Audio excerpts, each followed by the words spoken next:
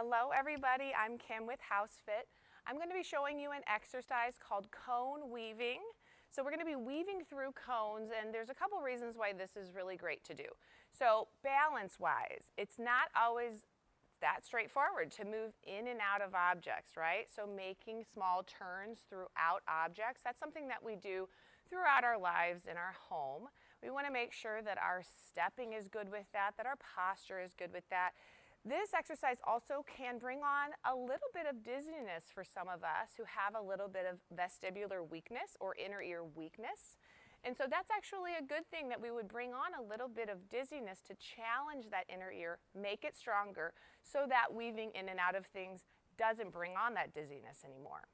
So what you're going to do is place 3 or 4 objects, ideally at least 4 objects, in a straight line to start.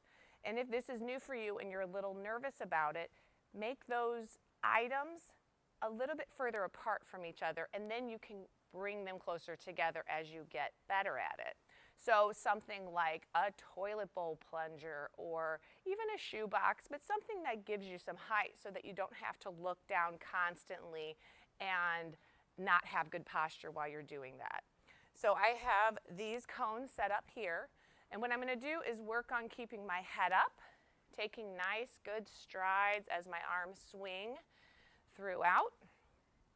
And then I'm going to turn back around and come through. So this forward walking through the cones, you can do 6 times, 8 times, and just see how you feel. If after 1 or 2 repetitions you feel a little dizzy and you need to stop and let that subside and get back to it, that's fine. If this feels pretty easy, again, you can put those items a little closer together. Another idea is to actually do it while walking sideways or walking backward.